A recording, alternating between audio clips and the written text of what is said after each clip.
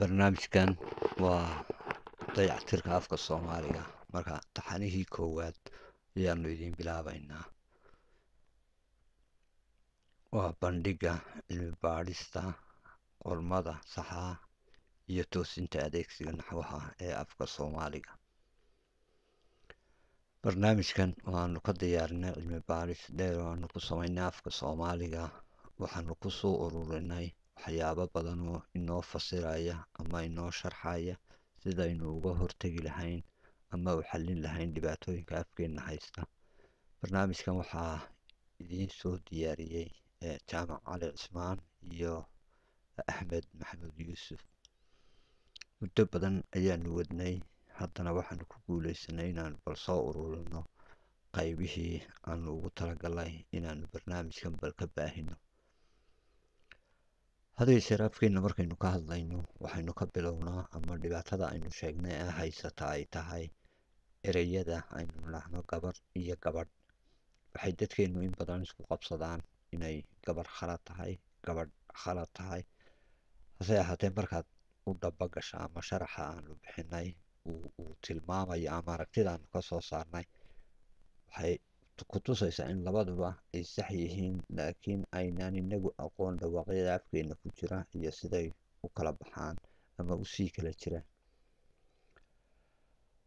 haddaad u fiirsato afafka adduunka marka la tirinayo ama la eegayo siday u kala dhawaaqyo badan yihiin, afafka ugu badan waxaa ku jira kuwan hadda aynu arkayno ee shanta ah, kuwaasoo leh baawalada ama shaqalada ugu badan. haddaad eegto afka Soomaaligu waxa uu yahay 9 shaqal oo gaagaaban iyo 20 dhaadheer oo isku noqonaya 29. waad aragtaa intooda badan oo afkan Daanishka marka laga saaro isaga dhawaaqyadiisu ay isku sii jirjiraan uu ka badan yahay kuwa adduunku ku tilmaamo inay ugu shaqala badan yihiin. haddaynu eegno marka la isku daro dhawaaqyada shaqalada oo dhan iyo kuwa aynu ku tilmaano diphthongska ama af Soomaaliga shaqal huwanka sida shaqalada ay iyo aw iyo shaqalada kala dhaca ee la kala garto markay dhacayaan. marka la isku daro afkeenu 30 ayuu leeyahay kuwaasa iyo 29 shaqalada caadiga ah, kuwa dhaadheer iyo kuwa gaagaaban. waxa uu noqonayaa markaa 59 afafka ugu badan adduunka la sheego ee dhawaaqyada shaqalada siday doonaanba ha ahaadaane. waxa ugu badan 45 ka cilmi ahaan markii la baadhay ay u arkeen, inta kale waa wax kasii hooseysa. Soomaaligu inuu xoog uga badan yahay weliba kaa laftiisa oo 59 uu leeyahay shaqalada si kastoy ahaadaanba. waxaa jirta shibanayaasha. markaad u fiirsato afafka qaar 47, 39 ilaa ay soo socdaan 28. afka Soomaaliga intaynu naqaano ama aynu ku xisaabtano 22 ayaynu sheegnaa. way jiraan inay noqonayaan 25, 27, 29, 30 iyo 2 iyo 35. waa haddaynu eegno sida ay u jiraan markaynu raacno. guud marka xaqiiqada cilmi baadhistan markaanu eegnay afka Soomaaligu waa af aad u daaweyn. wuxuu ka madax bannaan yahay lahjad kasta, dhigmo iyo dhawaaqba. yani ma jiro afka Soomaaligu lahjad gaara oo la odhan karo lahjadaasaa hogaamisa, laakiin lahjadu iyaga ah qaar sidooda u kala baxay, midba dhawaaqa ay dhan u jiidata laakiin aan khusaynin afka jiritaankiisa. afka Soomaaligu wuxuu ku jira afafka ugu horumarsan naxwe iyo nuxur ahaanba. buuggan haddaba aanu ka samaynay wuxuu ka kooban yahay qaybo kala madax bannaan oo midba ay si u sifaynaysa ama midba daraasad gaara ay ka hadlayso. haddaynu si kooban uga hadalno waa 6 qaybood oo mid waliba sideeda ay u jirto laakiin aan isku shaqo lahayn. qaybta ugu horeysa oo cilad bixinta dhawaaqyada ah waa waxaan ay afafka kale ama cilmiyada adduunka lagu yiraahdo phonetics and phonology studieska, oo ah dhawaaqyada afafka ku jira iyo af walba dhawaaqyada ku jira iyo sumadaha sida loogu habeeyo iyo waxyaabaha caynkaas. qaybta labaad oo isirgaraadaynta naxwaha oo morphology studieska ah.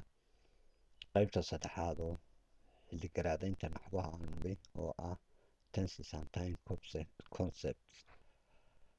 waxaanu sharaxan u raacinaynaa afka ingiriisiga ah si aynu isu fahno, maadaama ayna af soomaaliga ku lahayn waxay naga dhexeeya ama erey bixin dhexa oo aynu isla garan karno si aynu bal isula qabsano. qaybta afraad oo naxwaha xubnaha naxwaha hadalka waa parts of speechka waxaan la yidhaahdo, oo ah qaybaha uu hadalka u kala baxo. qaybta shanaad oo ah godadka weedha naxwaha waa syntaxka, waa qaybta ka hadasha sida ay ereyadu isu dabagalaan marka ay weer samaynayaan ama ay keenayaan fahan ee af waliba si uu u dhigo. qaybtan kale lixaad waa hibooyinka afka soomaaliga.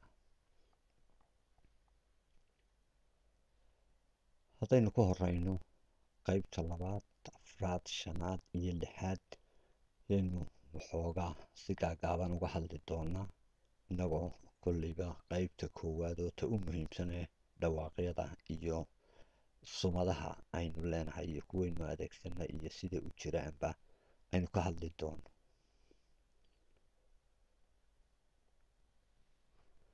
sawirkan aynu arkaynaa waxa weeyaan buuggii aanu ka samaynay cilmi baadhistaas waanu bixinay lacsiimo. bandhiga cilmi baadhista qormada saxda ah iyo toosinta adeegsiga naxwaha ee afka soomaaliga. haddaynu ka bilowno erey, waxaynu dhismaha ereyada iyo dhegga raaca. afka marka aynu sheegayno, afku ereyuu ka kooban yahay si kastoy sifo u yeeshaanba. afka soomaaligu waxa uu ka kooban yahay ereyo jira. dadka qaarkii ereyada qaar waxay ku sheegaan qurub ama waxyaabo kaloo raacraaca, laakiin afna iskama sameeyo ereyo aan macno lahayn. marka erey markaynu nahno waa ereyada afka soomaaliga ku jira. waxaa intaa raaca kuwa aynu odhan karno waa dheg ama waxay ku dhagaan ereyada. marka ereyada haddaynu wax ka taabanno waa magaca, falka, magacuyaalka, kuwa sidaasa buur, ayax, ogcun, iyaguna kaas, cagaaran, kiisa, waxyaabahaasoo dhan. haddaynu dhegga isna sheegno, waxa u kala baxaa laba qaybood oo aynu odhan karno waa bilayaasha iyo kaabka. bilayaashu waxay wax ku kordhiyaan shayga laga hadlayo ama sifadiisa ayay kordhiyaan. kaabkuse wuxuu ka dhigaa erey kale oo ama si kale u tilmaaman ama macno kale sheegaya. markaa way kala duwan yihiin oo bilayaashu iyagu waxay ku kordhiyaan sifo dheeraada shayga laga hadlayo, laakiin kaabka kaynu nidhaahnaa sifo ka duwan ayuu u sameeyaa ama shaygii shay ka duwan ayuu ka dhigaa. haddaynu ku horeyno magac, waxa weeyaan intan oo dhammi waa magacyo, dhar, bilcan, madax, tuulo, waxaasoo dhan. haddaynu nidhaah falka waa og, cun, jecel, ah, si, leh, ogol, qor, waa iyaduna kuwaasoo kale. magacuyaalka waxa weeyaan kaas ama kaa cagaaran markaynu leenahay, kaas ayaa magacuyaala. magacuyaalku sidiisaba magaca ayuu bedelaa, waxba kale ma raaco, kelidii buu istaagaa. markaa kaas cagaaran, kiisa, ka dambe, ta dhukan, ta oodan, kan, kuwa dhuudhuuban ama kuwa dhuuban keeda waxaasoo dhammi waa magacuyaal oo magacuyaalku sidiisa keligii buu istaaga. haddaynu dhegga u tagno waxa weeyaan bilayaasha kuwa la yidhaahdo guri gaas ayaa ah dhegga raacaya, kama go-aan iyagu, laakiin waxay la socdaan shayga ay raacayaan. looxiisa, buulka, laxda, beerta, daahan, usha, madaxeeda, intaasoo dhammi waa dhegga raacaya ereyga oo aan iyagu ka go-ayn. kaabka iyaguna way raacaan, laakiin waa kaab ereyga shay kale ka dhiga. tuulo, tuulooyin, daah, daahyo, cunaya, xor, xornimo, galab, galabeed ama galbeed, dhuub, dhuuban, dhirbaax ama dhirbaaxo. waxaasoo dhammi waa iyaguna dhegga aynu kaabka odhan karno oo ereygay sii beddelaan, laakiin iyagu macno ma sameeyaan ama sifo ma ku sii daraan. waxaynu halkan aragnaa intani inay yihiin ereyadii kuwana dheggii raacayay. marka afka soomaaliga marka ugu horeysa erey iyo dheg ayuu u kala baxaa. haddaba haddaynu ereyadii israacraacaya waxaynu u jeednaa markaynu weer samaynayno. marka waxaa jira had iyo jeer afkeenu qofku markuu odhanayo sax buu u yidhaahdaa, laakiin inta badan ma garto waxa uu ereyada kolba qaar u horreysiiyo. way jiraan afafku hab u gaaroo keli ah oo aan la bedbedeli karin bay ereyadu u kala horeeyaan marka weer la samaynayo. afka soomaaligase way isbedbedelaan. waxaananu halkan kusoo bandhigaynaa sababtan keenaysa in weedha afka soomaaligu isbedbedesho oo kolba si loo dhaho ama loo qoro ama loo dhigo. ereyada afka soomaaligii marka la taxayo ama yacni siday u kala horeynayaan ereyadu ama qaybiba sifada ay leeyihiin, waxaa jira 3 qaybood oo iyagu aan kala hadhin oo qaarka bidix noqda ereyga ama qayb quri ka horeyso, iyaguse isdabagala hadday afka soo galaan ereyadiisa. qaybtan iyo qaybtan iyo qaybtan ereyo isaga guura ayaa gala.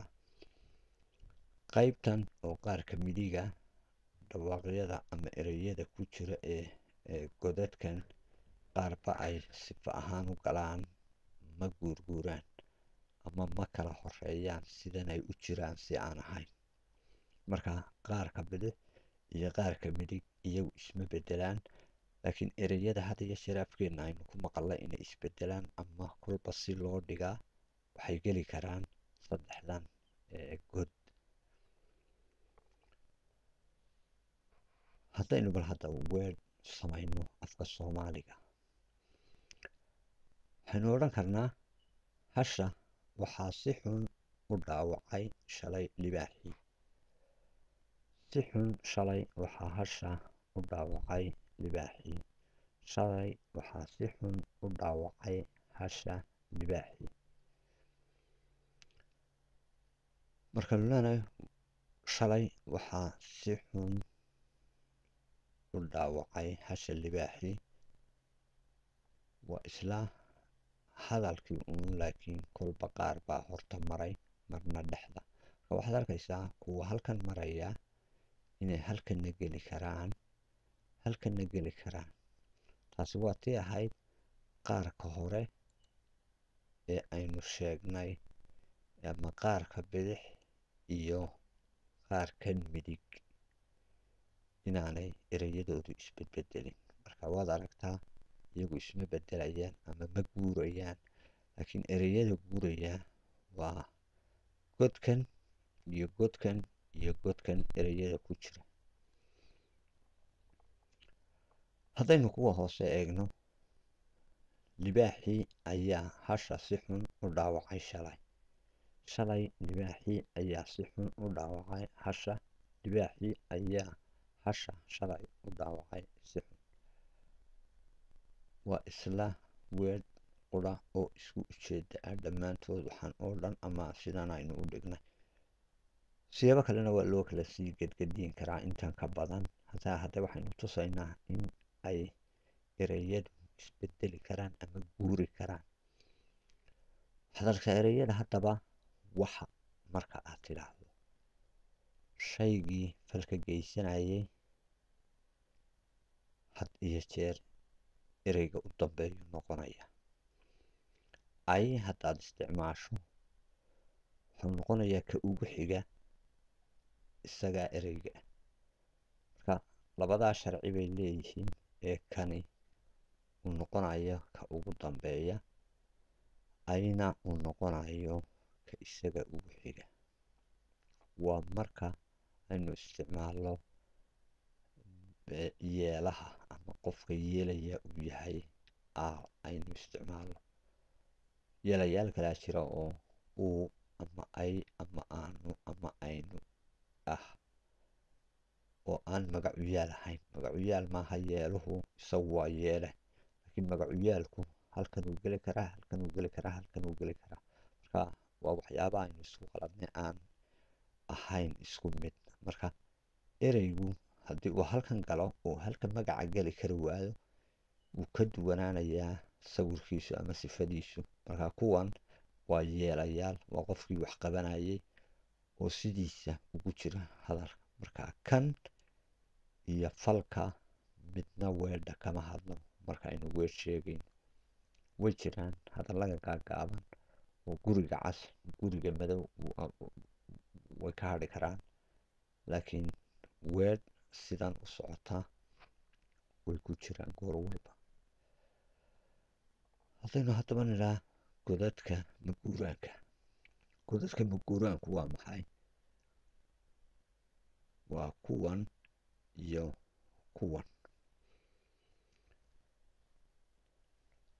haddaynu dib ugu noqonno godadka maguuraanku waa kuwan, waa saddexdii god ee aynu sheegnay iyo kuwii midigta marayay ee aynu iyagana nidhi waa godadka maguuraanka. marka labadan qaybood waxaa la yidhaha godadka maguuraanka. godadka maguuraanku iyagu ereyo sidooda ah ayaa gala ama qaybaha ay ka tirsan yihiin afka. saddexdan god ee u dhaxeeya ama kuwii haddeer weedha markaynu samaynayna ay baxbaxaysay waxa ay geli karaan saddexdan god. waana godadka aynu dhahno lacsiima guurka, yani si ay wax uga bedelaan sawirka ama yani sawirka usii muujiyaan ama sii qaabeeyaan ayay u guurguuraan. ereyada haddaba gala godadkan lacsiima guurka oo weedha kolba dhinac ka galaa waxay yidhaahdeen kuwa aynuna magaca, kuwa tusmada, tusma hilaadshaha, magacuyaalka, aminyeelka iyo xidhiidhiyaha. haddaynu sii eegno magaca waa kuwa matalan magac guud, magac gaar, waxaasoo dhan cali, bir, geed, qurux, beer waxay lamida. tusmada waxa weeyaan dheer, cas, badan, dhan, wanaagsan, waxaasoo dhan. tusma hilaadshe waa wax falka si gaara uga warrama oo ah matalan aad, xoog, si xun, si wacan. marka falku isna ka warramaa kuwa guurguuru ka mid yahay. magacuyaalka oo ah aniga, adiga, kiisa, kaas, kuwan, kuweenna, iyaga.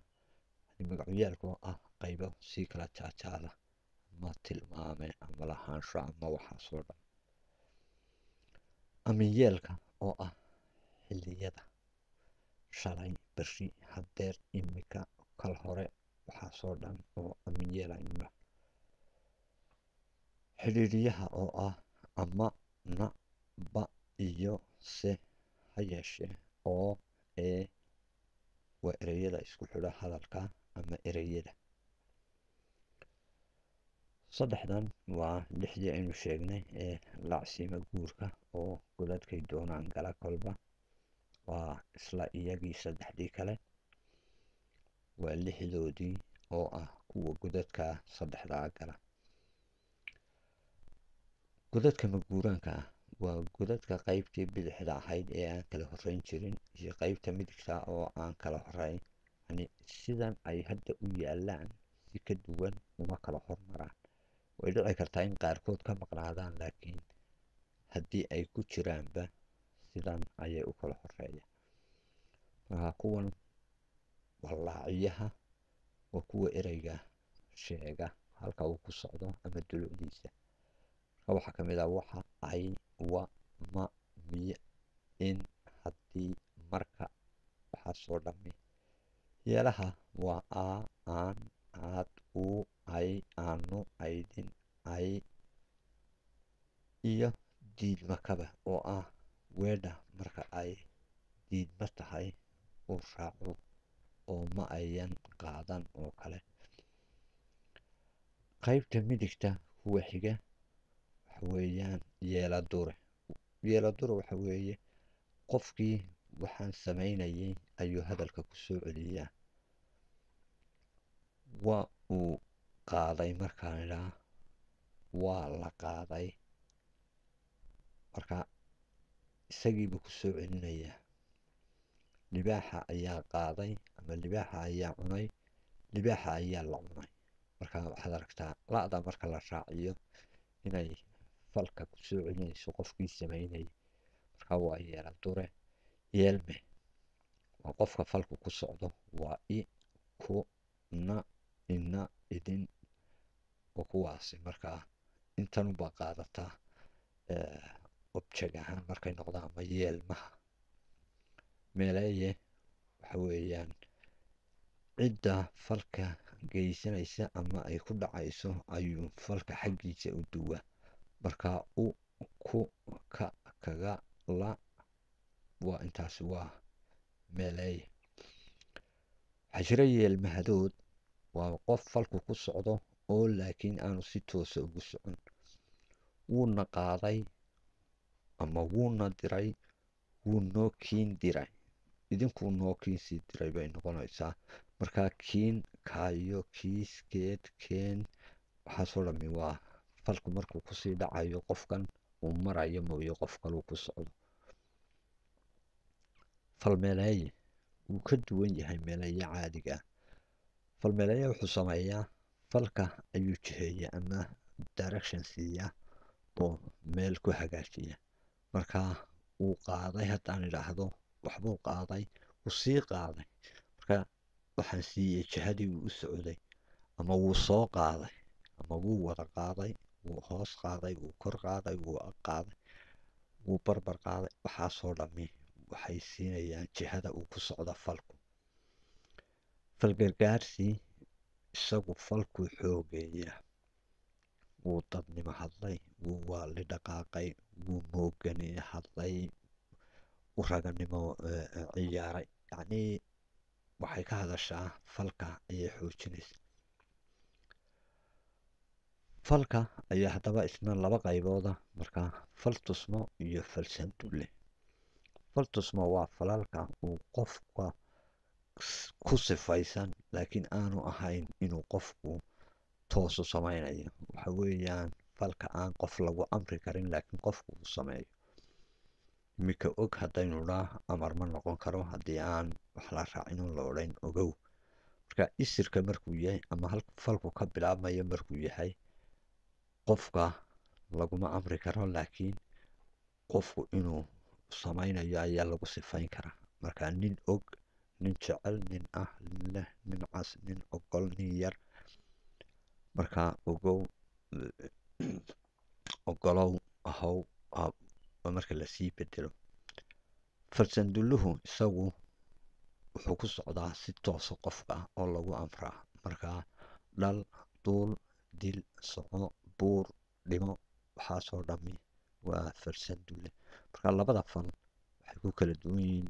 midna waa lagugu amri karaa, midna waa lagugu sifayn karaa oo qof baa lagu sifaynaya. qaybtan waa qaybtii aynu nidhi waa qaybta bidixda ee hadalka oo iyagu ma kala hormaraan sidana isu daba socdaan. waxa aa ama waxa aan ama waxa aad, ayaa, ayaan, wow ama ma uu ama miyay ama in aanu ama in aynu, waa saddexdaas sidaasay isu daba socdaan. kuwan waa qaybta midigta xigta, afartii ugu horreysay ee qaybta midigta. markaa la, i, ku, na waa iyagu yeelmihii. meelaye oo ah u, ku, ka, kaga, la iyo yeelmahadood oo ah qofka labaad uu falku ku socon karo.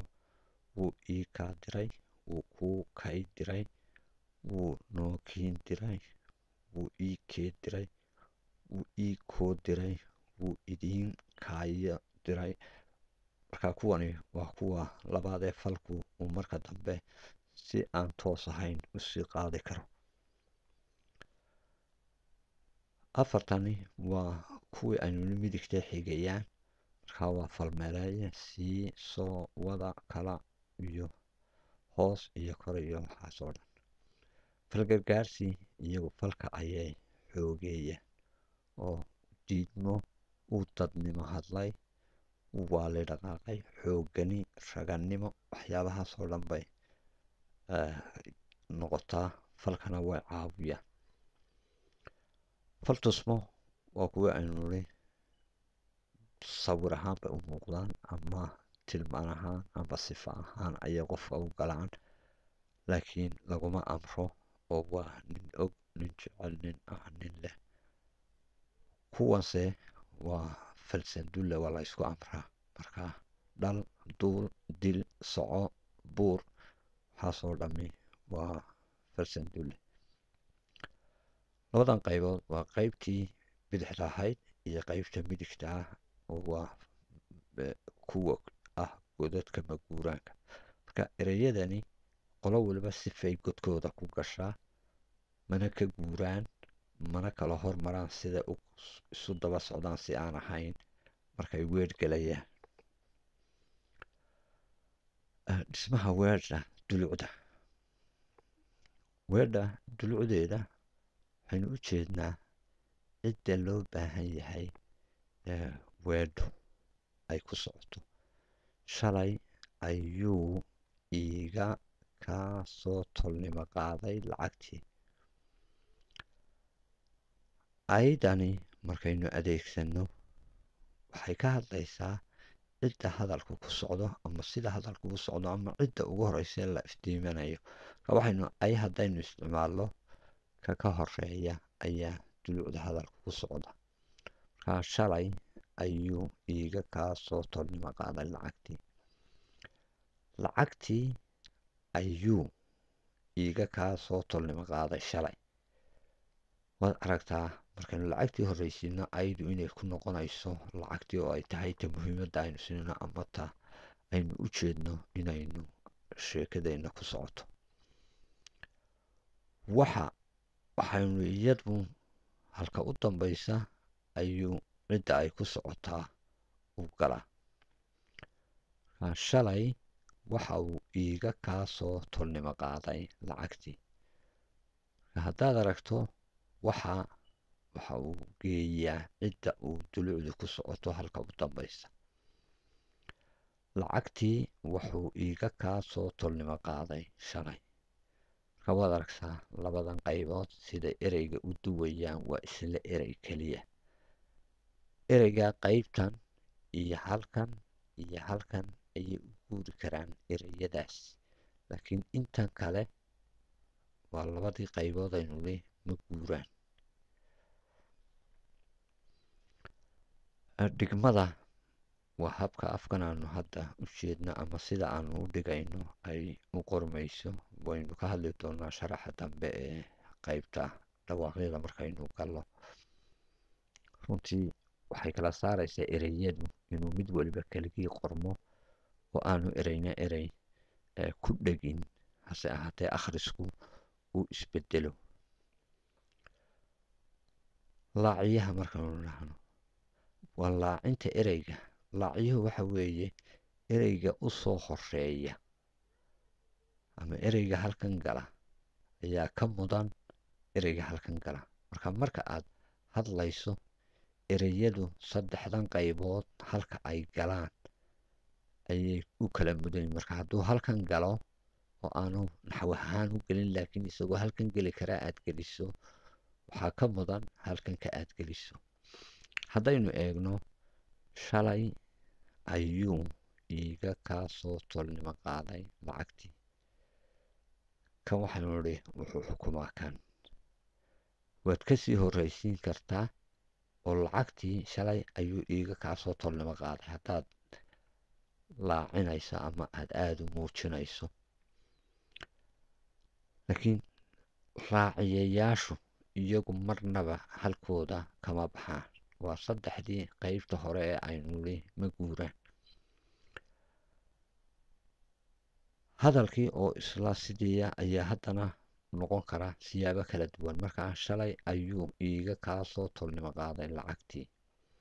lacagtii miyuu iiga kaa soo tolnimo qaaday shalay. shalay waxuu iiga kaa soo tolnimo qaaday lacagtii. lacagtii ma uusan iiga kaa soo tolnimo qaadin shalay. waxaad aragtaa intani inaanay marna bixin, kuwana aanay marna bixin, laakiin waxa warwareega ay noqdaan. marka laaciyuhu mid kastoo uu noqdo isma bedelo, hase ahaatee waxa bedelma kuwii aynu nidhi waxay galaan qaybahan ee iyagu 6da qaybood ee hadalka ka tirsanaa ee buuxinayay saddexdan weji.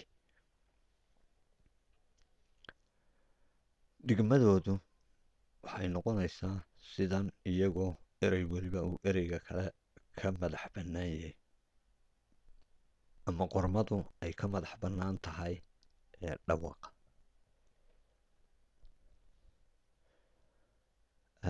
dhismaha weedha, gedgediga dhiska waa weedha iyo siday isu bedbedesho. marka hasha waxaa si xun u dhaawacay shalay libaaxii. si xun shalay waxaa hasha u dhaawacay libaaxii. shalay hasha waxaa si xun u dhaawacay libaaxii. libaaxii ayaa hasha si xun u dhaawacay shalay. shalay libaaxii ayaa si xun u dhaawacay hasha. libaaxii ayaa hasha u dhaawacay si xun. intani ma guurto, intana ma guurto, laakiin kuwa guurguuraya waa kuwan.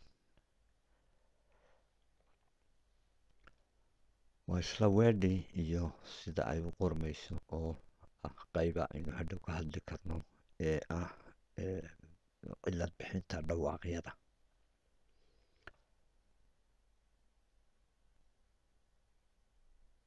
weer khaldan qormada maaha qoris isku habboon ereyada ay u taagan yihiin. waxaynu aragnaa inaynu nahno berri kugu sii sima hawsha. haddaad intaa tidhaahdo kugu ayaynu nahnaa. saddexda dhawaaq aad bay u kala duwan yihiin, laakiin isku sibaynu u qornaa. kugu sii sima. marka mid waa shaqal culus, mid waa shaqal fudud, midna waa shaqal hamso wata. marka waxaad aragtaa inay kala si u qormayaan.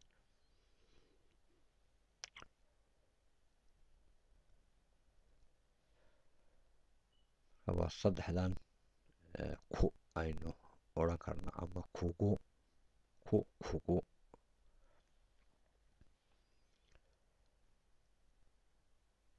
iyadana waxaynu arki karnaa waxaa hashii lala la'aa nirigtii.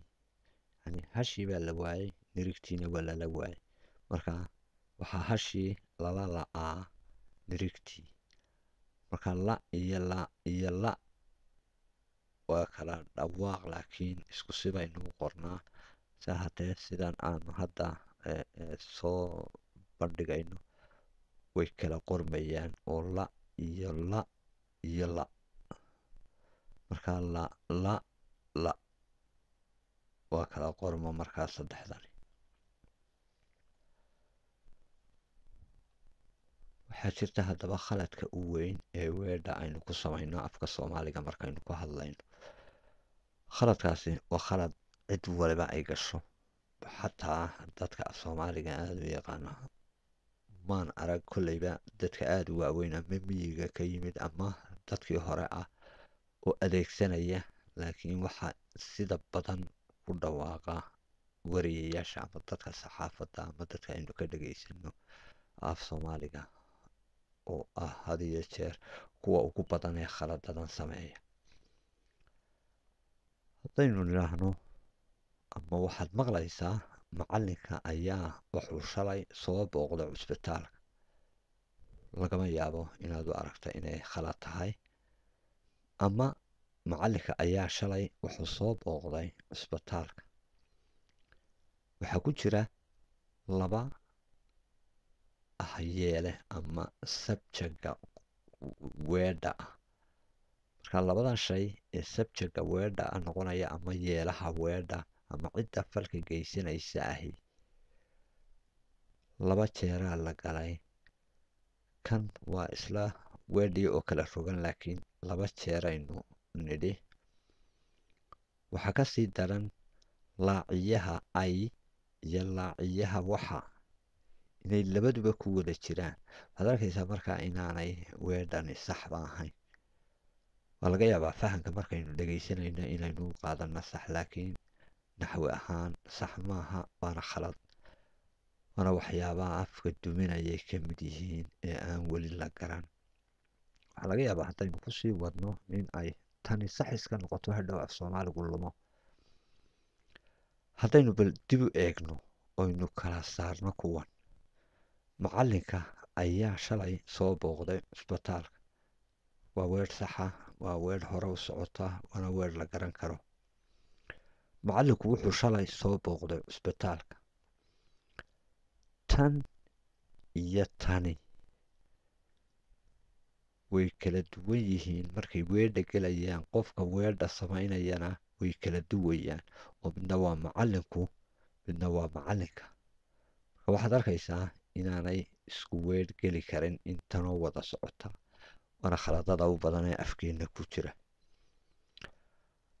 kuwan waa kuwii warwareegi jiray ama ereyadii socsocon jiray.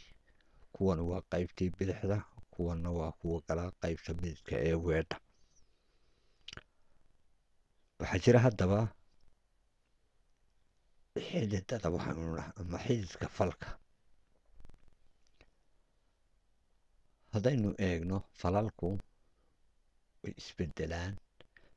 markay isbedelayaan qaarkood iyagoo fal cid ku socda ama adiga kugu socdaa, marka la raaciyo dheg ama dhawaaq shaqal, waxay keenayaan inay ka dhigaan mid cid kale ku socda.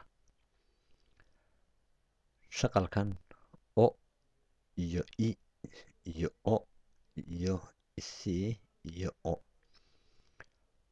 waa 6 xidid. markaa kan ama kan ama kan ama kan falka ku jiraa marka uu wareegayo uu fal kale noqonayo, kuwan mid ka mida buu qaataa.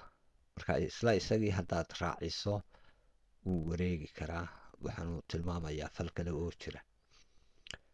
kar haddaad tidhaahdo waxa weeyaan kululow. haddaad i raaciso culus, kari ayuu ka dhigaya. waa falka adiga tooska kuugu socda ee aan ku dhaafayn. haddaad i ku darto waxa uu ka dhigaa fal cid kale aad ku falayso. markaa kar, kari. falka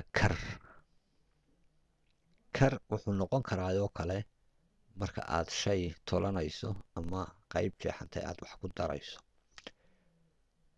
o haddaad ku darto wuxuu noqdaa waxaad adigu qabsanayso.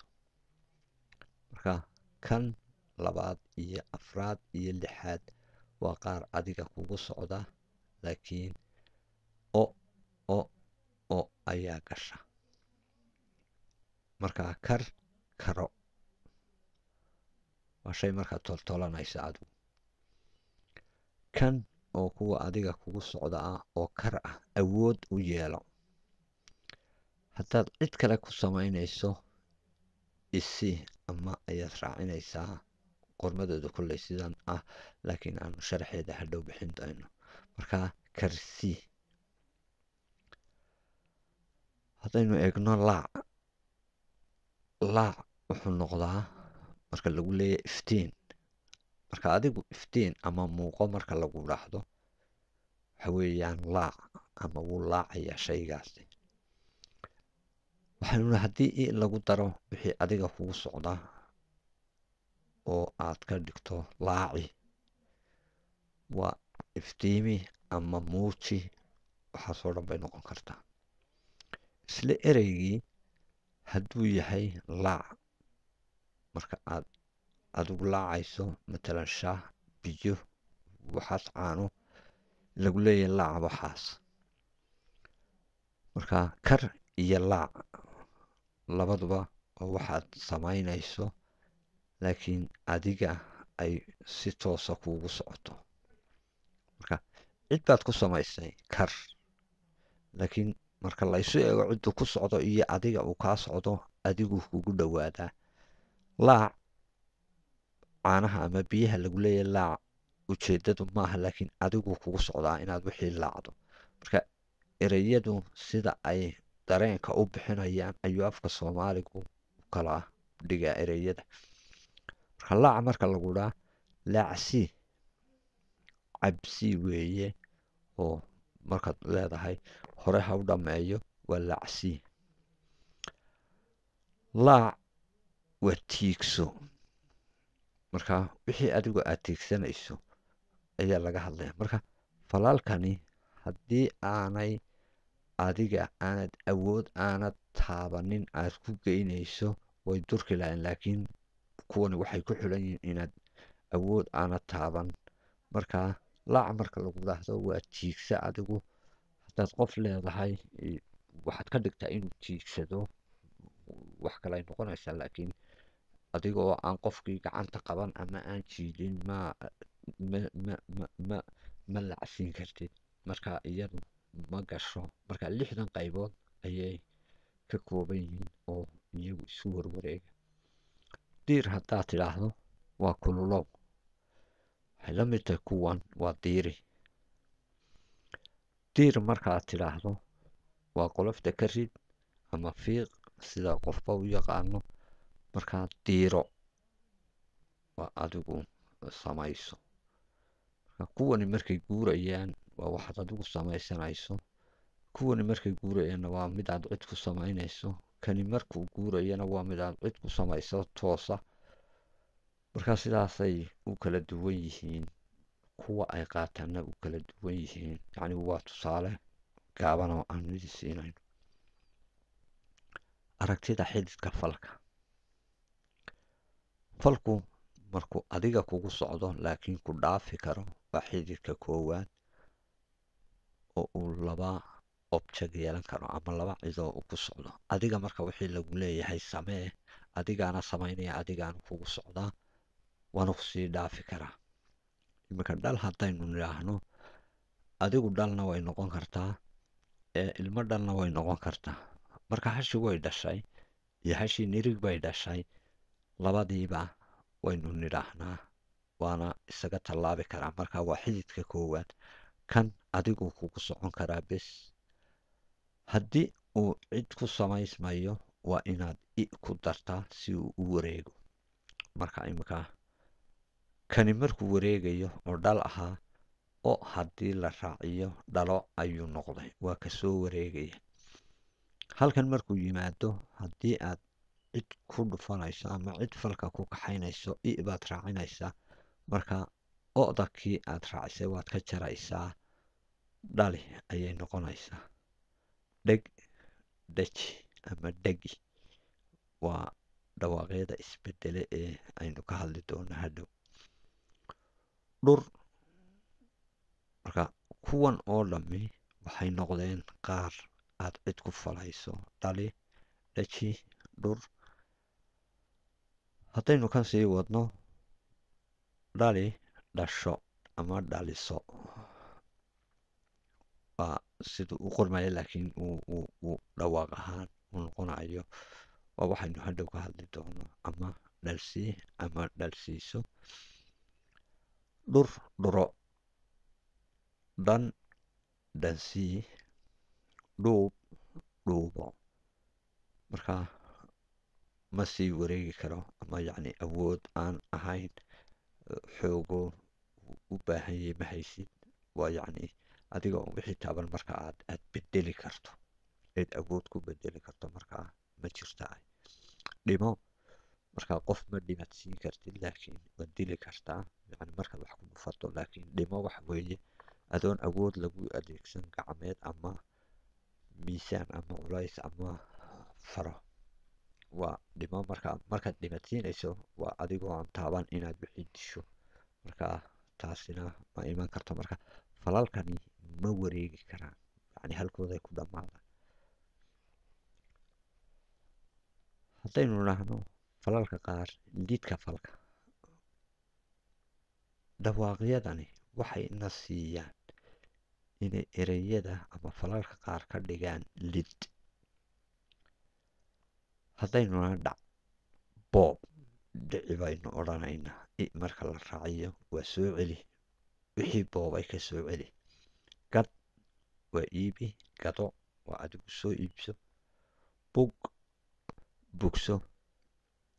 markaa waxaad aragtaa inay dhawaaqyadani keenaan inay falka ka dhigaan fal lidku ah kii hore. dhawaaqyadani waxay magacyada mararka qaar ka dhigaan fal.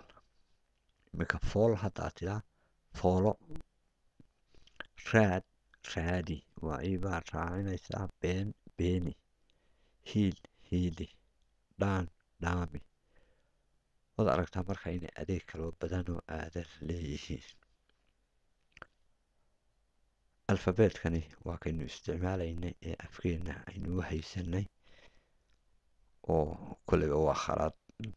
alfabeet ahaan lama odhan karo laakiin waa dhawaaqyada afka aynu ugu yeedhno.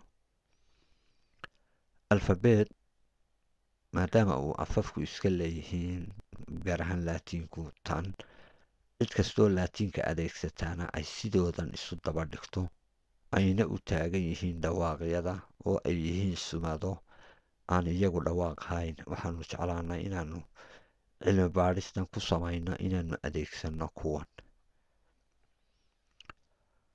waxaynu kaga baxaynaa qaybtii koowaad ee sixidda dhigmada iyo naxwaha af Soomaaliga. mahadsanid.